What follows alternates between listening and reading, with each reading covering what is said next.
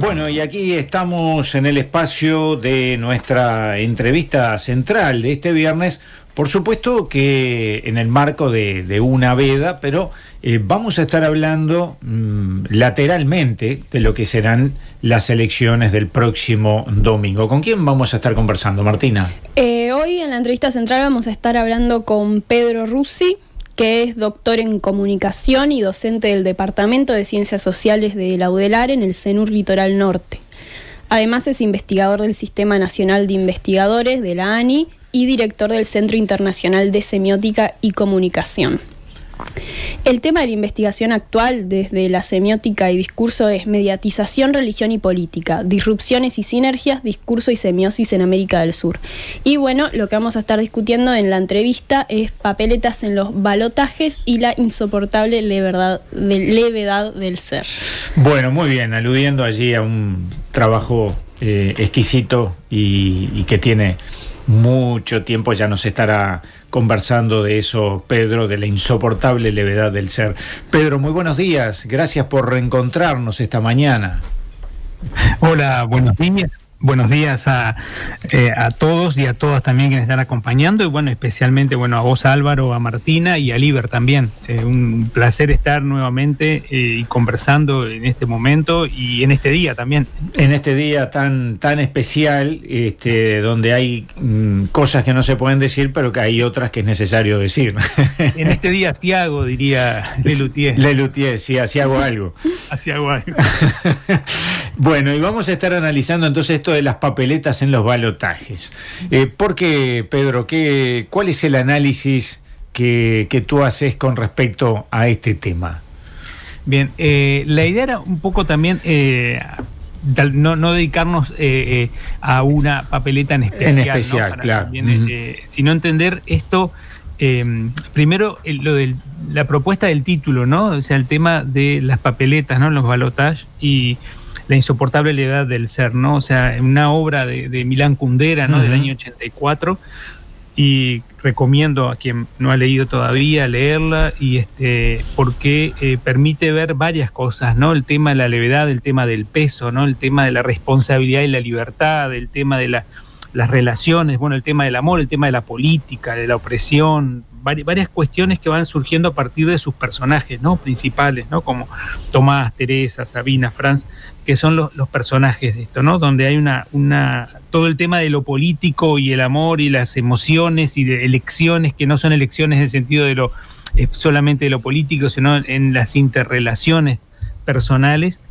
Y fue por ahí esta idea de insoportable levedad del ser.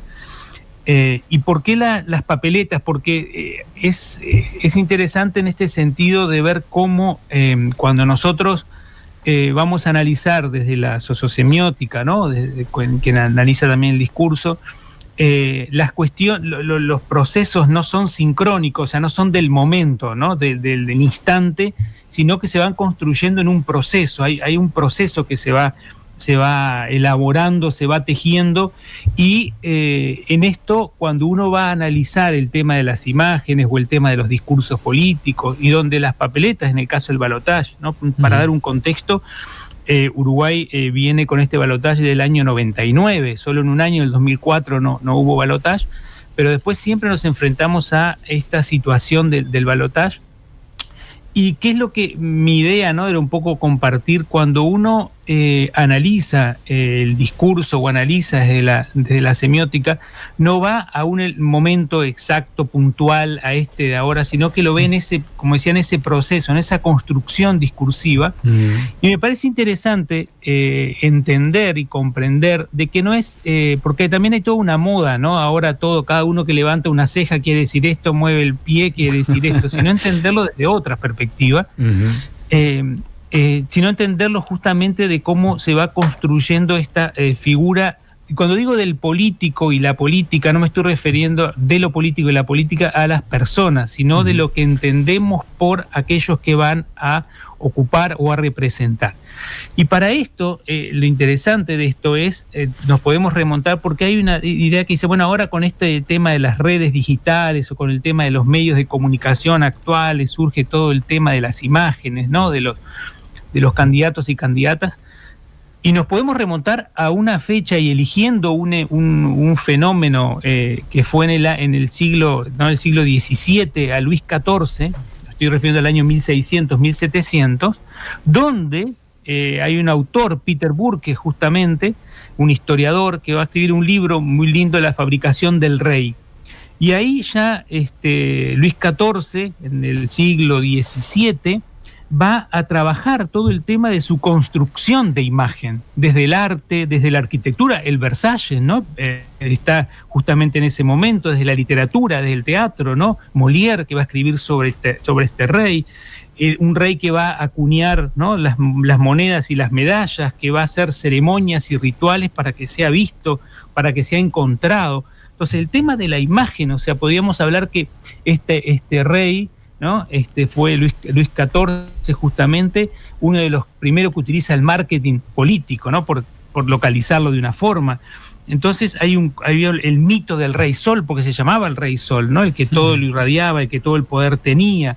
Y la idea justamente de dejar un legado, no solamente en su reinado, sino también en su imagen. O sea, la construcción de la imagen del rey, ¿no? Donde había una preocupación de que no se hablara mal, o sea, había una preocupación en la narrativa, ¿no? En el sentido de que el control de la narrativa, ¿no? De que no se hablara mal, de que incluyó también la censura este rey, ¿no? Y contratando historiadores oficiales para que hablen bien de él. ¿Por qué me fui hasta allá, hasta el 1600, 1700? Porque a veces quedamos con la idea de que el tema de la imagen en este caso de los políticos, es una cuestión de actual. Estamos en el siglo XVII, ¿no? Uh-huh. Y de allá me vengo rápidamente a este tema de las boletas, ¿no? De las papeletas. Las papeletas. Y entonces, de ver cómo, yo invitaría, si pueden buscar, si pueden ver lo que son las papeletas de las primeras, ¿no? Y del año 99 y las de ahora. Las estamos viendo en pantalla, perfecto. Las estamos viendo. Y aquí donde entra justamente esto, que me parece que desde la semiótica visual o desde la sociosemiótica, de la semiótica visual, donde alguien puede decir, bueno, pero interesa tanto esto, ¿no? De ver este tema. Sí, porque hay, al analizar las imágenes, que no analizo solamente la fotografía o no analizo solamente qué imagen, cómo está el cuerpo, cómo está tal situación en esa foto, sino que estoy analizando lo que se propone como discurso político. Uh-huh. Y acá hay una cuestión que es importante, porque el discurso político no me estoy refiriendo solo a lo que habla alguien en algún momento en su estrado político, ¿no? Cuando uno está haciendo un político o una política su anuncio, sino todo lo que sucede en su contexto, en su entorno, va creando el fenómeno del ser político. Y ser político no en el sentido de género, sino que el ser político en cuanto a ser. Y esto es interesante porque la construcción justamente del símbolo político, ¿ah? Del símbolo político. Y donde, cuando nosotros vemos las primeras imágenes de los primeros balotajes del año 99, hay fotos que parecen fotocarnet, uh-huh, donde el cuerpo y la estética... Por ejemplo, la de Jorge Valle y Luis Hierro, que estamos viendo aquí en este momento. ¿No? En esa, por ejemplo, que parece una fotocarnet, o sea, uh-huh, donde lo estético tenía un lugar, ¿no? Pero lo estético se va reconstruyendo y reconfigurando, ¿no? Y resignificando cuando otros elementos de lo mediático empiezan a hacer juego en esta construcción simbólica de lo político. Ahí tenemos aparece, otra, ¿no? En pantalla, la de Tabaré Vázquez y Nick Novoa. Que están, ¿no? Que uno arriba del otro. Uno arriba del otro, y es una cuestión, ¿no? Y la foto carnet también, ¿no? Y parece una cédula, ¿no? Tal cual. Pero entonces alguien dice, qué feo que era, ¿no? Qué feo, puede decir, qué feo y ahora son más lindas. Pero no es de feo y lindo, sino uh-huh, que es interesante ver cómo se va construyendo narrativamente, visualmente, justamente una construcción estética de lo que entendemos como el lugar de estas personas dentro de esa dinámica de lo político.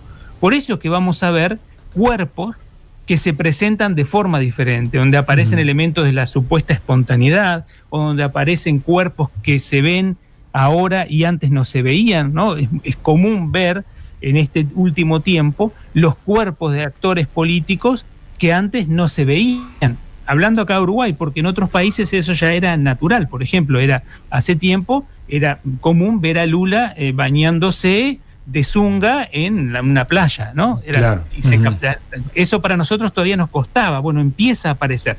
Y cuando empieza a aparecer eso, es que se va construyendo un lugar del cuerpo significante, diría también Verón, de ese cuerpo, de esa estética, de eso performático.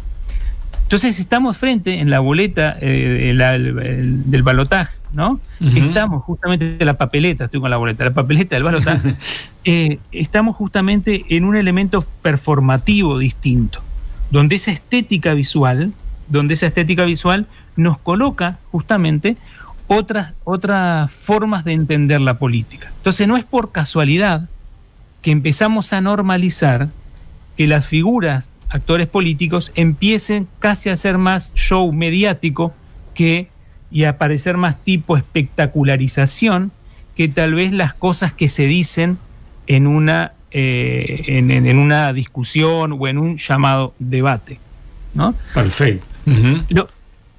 Para cerrar esta idea, lo que pasó en el debate, uh-huh, que más allá que nos guste o no nos guste, que está lindo, que está feo, que sea debate o no sea debate, es una lógica, en mi lectura, de higienización de las posibles imperfecciones. Y eso es una regla, ¿eh? No, digo, a ver, eso me claro, parece súper interesante. Claro, porque eso es una lógica. ¿Qué pasa? Cuando se va al debate, se va con el cuerpo, con la palabra, con lo que se va a ver, y empiezan a cuidarse determinadas cosas para evitar lo mínimo, al máximo, para evitar al máximo lo que se llama, lo que Goffman, un autor, le va a llamar la transpiración sígnica. O sea, tratar de controlar a lo máximo lo que yo pueda controlar. Entonces empezamos a tener debates que parecen más acciones autómatas controladas para no caer, para no resbalar, ¿no?, en ninguna cáscara de banana que nos puedan poner. Y entonces lo que se hace es higienizar, ¿ah?, purificar, porque hay demandas estéticas, de lógicas, de matrices que vienen desde el lugar donde se está, del medio donde se está, en este caso la televisión. Entonces empezamos a ver cuerpos que están más preocupados por la estética de la imagen, y cuando digo de la imagen comprende varios elementos, no solamente la imagen de lo visual, sino la imagen de lo que se dice, la imagen de lo que se está relatando, narrando.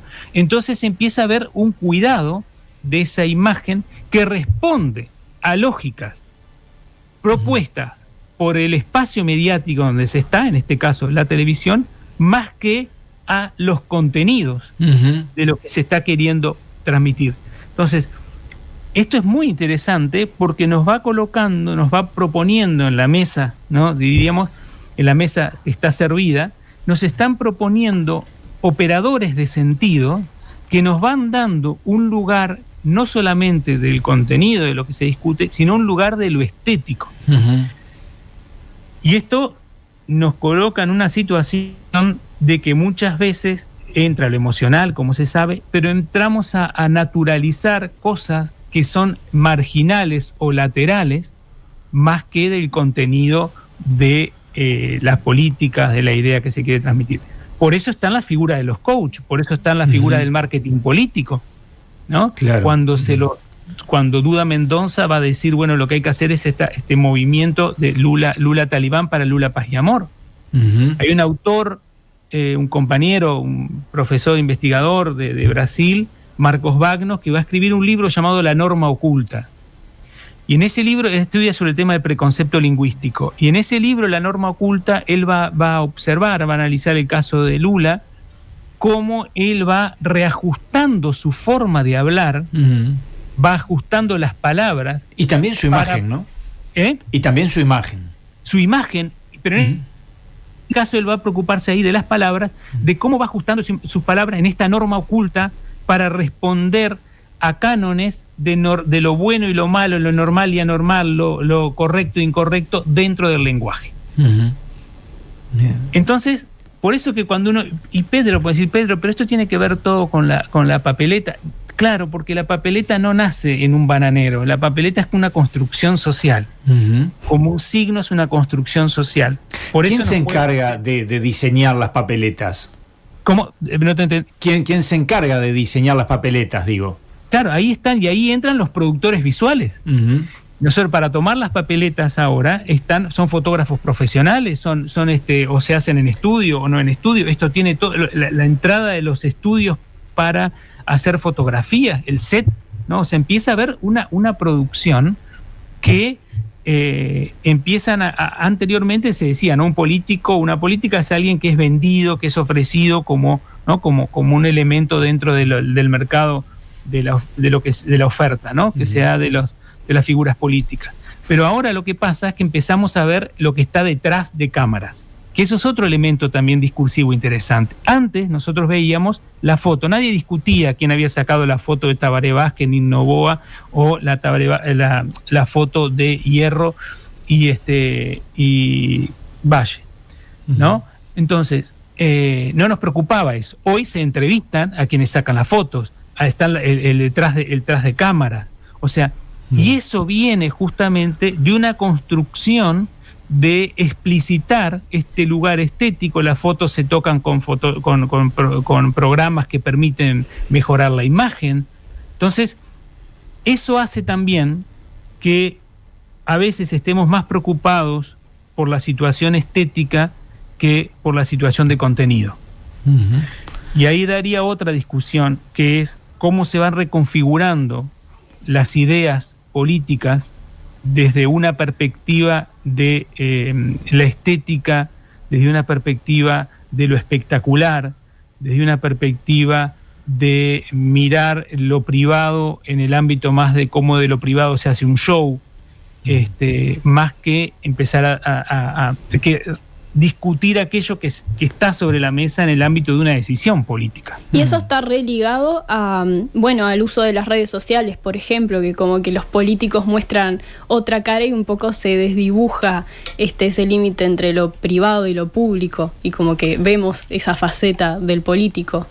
Sí, claro, sí, totalmente, Martina, porque ahí ¿qué pasa? Entonces antes había un lugar, una vía de contacto con este mundo, ¿no? Ahora tenemos varias vías, varias entradas, y ninguna mata a la otra, ¿no? Esto se van fortaleciendo. Y la necesidad de contar, ¿no? Desde mi vida privada, todavía por ahora, si tomamos lo público y lo privado y colocamos lo íntimo, que son cosas distintas, todavía lo íntimo, en nuestro caso, no quiere decir que estemos lejos ni estemos vacunados de esto, sino que lo íntimo todavía no ha entrado, por ahora. Por ahora. Entonces tenemos lo público y lo privado que se muestra, y entonces la necesidad de alguna forma agregarle un elemento de cotidianidad. Entonces empezamos a ver imágenes de lo cotidiano, de hacer de esto un elemento más humano. Ahí aparece una tensión entre la estética de mostrar algo performático a otra performance o performático que es justamente mostrarme en lo cotidiano, como si eso me hiciera más humano, ¿no? Humanizar las imágenes en este sentido, ¿no? Sabés, Pedro, que desde la audiencia allí nos llega un mensaje de Majo, que es actriz de teatro, y nos dice qué parecido este análisis a lo que nosotros hacemos en el teatro. Sí, como decía, ¿no? La vida es puro teatro, pero no, porque justamente a ver, nosotros somos actores. Cuando se dice que somos actores sociales, es que nosotros estamos continuamente como somos interacción, y el tejido social es, por su definición, cuando hablo de sociedad, se habla de interacción. Nosotros nos preparamos para la interacción, claro, siempre. Y eso no es terrible, ¿no? Nos preparamos para la interacción porque nos preparamos en esa relación con el otro, en esa interacción. Cuando aparece en el escenario político, empieza a aparecer esta fuerza de cómo se empieza a preparar, estos personajes. Entonces, estos actores, ¿no? Personaje en el sentido de lo actoral, por eso, para que quede claro que me refiero a los personajes, ¿no? Entonces empiezan a ver diferentes facetas, ¿no? Esto que justamente mencionaba Martín, empiezan a ver, bueno, cómo me muestro, ¿no? Cómo hago y cómo me tuiteo. Me llevas a la psicología, ¿no? El yo, el ello y el super yo. Eso, sí, claro. Sí, que es justamente lo que me va construyendo en la relación con el otro, ¿no? Los destinatarios que yo, ¿no? Y como destinador me propongo. Y esto es interesante cómo se va dibujando justamente en las formas de expresión. Solo una ilustración que tiene que ver con esto también, que es no solamente la espontaneidad, sino ahora hay lo que sería antes llamado Twitter, ¿no? Ahora X, pero vamos a llamar una twitterización de la política. Hoy los políticos se expresan en Twitter, y Twitter tiene un límite también de palabras, y eso hace que la narrativa del discurso político quede reducida. Y no solamente se reduce el número de palabras, exige una síntesis de quien lee que muchas veces es bastante compleja de ser entendida. Y eso va creando también una estética de la expresión, no solamente discursiva en el habla, sino discursiva en su forma de expresarse, en lo que estoy mostrando. Digo esto porque a veces cuando uno va a analizar, dice, bueno, ¿para qué sirve la semiótica, ¿no? El mirar los signos, ¿para qué sirve? Sirve para justamente entender que el discurso político no es solamente lo que se dice en un estrado, sino que es la construcción social, como proceso social que se hace de aquello que se está proponiendo para que se vea en esta interacción, ¿no? O sea, cómo estudiar y cómo entender esto como un sistema de signos. Esa es la cuestión interesante. Cuando yo me estoy frente a la papeleta del balotaje, estoy frente a un sistema de signos, que esta papeleta de ahora está relacionada con la papeleta y el discurso propuesto en el año 99 en cuanto a imagen de la política. Por eso la idea que hay de que tengo que hacerme visible de alguna forma para existir. Y ahí viene una cuestión, para entender esto, de una tensión que hay si las campañas políticas tienen que ser por las redes digitales o por la militancia de a pie. Y empieza a ver cuál es mejor y cuál es peor, en vez de ver cómo son cuestiones que nos colocan en dinámicas diferentes. Pedro, yo podría decirte con total sinceridad que fue buenísimo este espacio, llegamos al límite del tiempo, pero me voy a parar en lo que dicen los oyentes. Fernando dice, me llevaste a los 80 con ese libro, si lo habremos leído, como llegan muchos, qué buen análisis, bueno, y ya lo perdí porque llegan tantos, que se me pierden allí. Nos ayuda a comprender más allá de lo propiamente visual. Es muy importante la explicación de Pedro, dice Miriam. Felicito y agradezco el contenido, dice María Isabel. ¿Qué nivel? No, nos decía por allí otro. Gracias por la entrevista, dice Fernando. Hay que difundirla para una mejor comprensión. Andrea decía una clase magistral. Bueno, en fin, muchos mimos, Pedro, como siempre, bueno, que compartimos el espacio contigo. Bueno, muchísimas gracias a todas y a todos los que compartieron cómo están escuchando esto y cómo estamos pensando esto. Y es un desafío muy interesante, ¿no? Y por eso agradezco las palabras. Y es un desafío que se puede hacer cotidianamente y se puede empezar a mirar distinto. Y me parece que ahí está la construcción, o sea, uno como en el ámbito de la llamada recepción también va construyendo sus discursos al mirar, ¿no? Y bueno, y agradecerte a vos, Álvaro, bueno, a Martina también, bueno, y a Liber, por este momento de compartir. Y voy a agregar a Anita, que estuvo permanentemente allí compartiendo las imágenes de las distintas listas. Bueno, Anita, muchísimas gracias también. Que es parte fundamental del equipo. Muchas gracias. No había disculpas, Anita. No, si yo no lo digo es difícil saberlo. Pedro, un gran abrazo, muchas gracias y nos reencontramos muy prontito. Bueno, muchísimas gracias y un buen fin de semana y mucha energía ahí también el domingo para todos y todas, y ustedes también que van a estar 24-24 el 24. Muy bien, así será.